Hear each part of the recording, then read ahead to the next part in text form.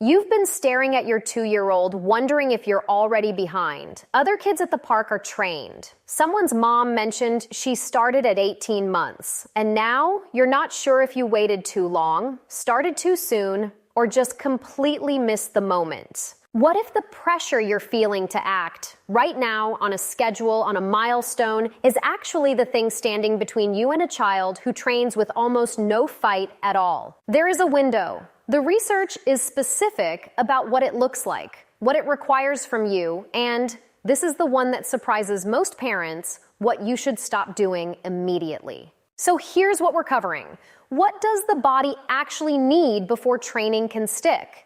What are the signs that tell you your child is ready? Not the calendar, not another mom's timeline. What does the low-pressure sequence look like in practice? And what is the one thing most parents do, believing it helps, that actually stalls everything?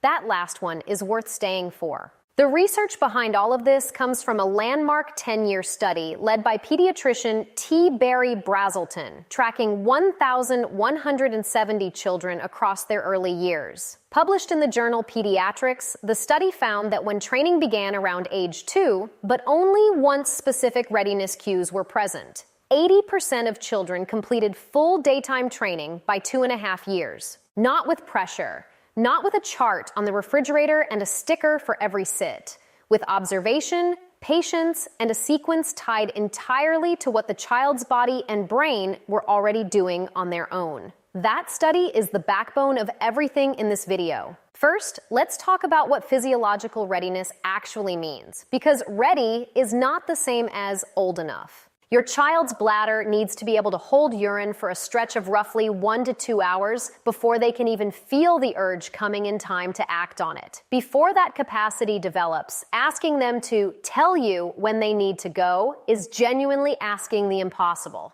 Their body cannot give them enough warning. So if you've tried training and hit a wall of accidents that felt like defiance, that's not defiance. That is a nervous system that simply wasn't there yet. The DO here is simple. Before you introduce the potty at all, watch for 2 or 3 dry stretches per day. That's your biological green light. The second signal is awareness. The child showing they know something is happening or about to happen. Grabbing at a diaper, pausing mid-play, hiding behind the couch. That self-awareness is the psychological half of readiness, and Brazelton's study identified it as just as essential as the physical piece. You cannot teach awareness. It emerges. What you can do is name it when you see it, calmly and without urgency. You felt something happening, didn't you? That one sentence starts building the connection between sensation and language, which is what training actually runs on. No potty required yet. No expectation. Just you narrating what you're already watching. The third signal,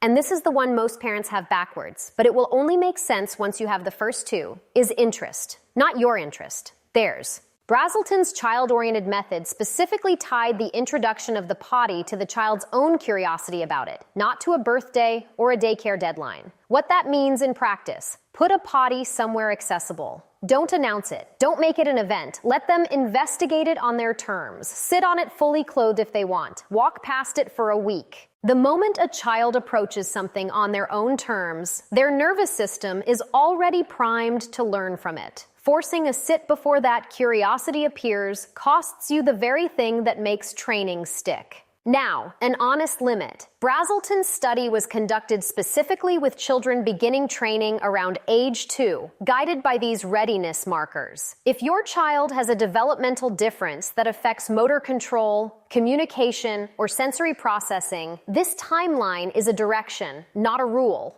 and your pediatrician should be part of the conversation. Fourth, and this is the one that will make you exhale, simultaneous bowel and bladder. Nearly 79.5% of children in the study achieved both at the same time when training was child-led.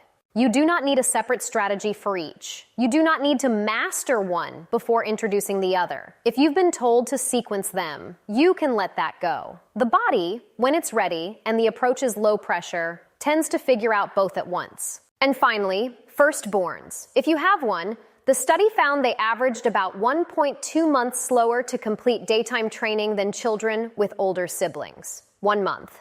That is not a problem. It is a pattern. A younger child watches an older sibling and absorbs what training looks like before they ever sit on a potty. Your first child doesn't have that model, so they build it a little more slowly. If this is your eldest and you feel like you're doing everything right and it's just taking longer, you probably are doing everything right. It just takes a little longer. You've now got the readiness markers, the sequence, and the honest picture of what this research actually shows. If you want more of this, one real study, the mechanism behind it, and what it means for your actual day, subscribe. And tell me in the comments, is your child showing any of these cues yet? Or does this video have you rethinking where you are in the process?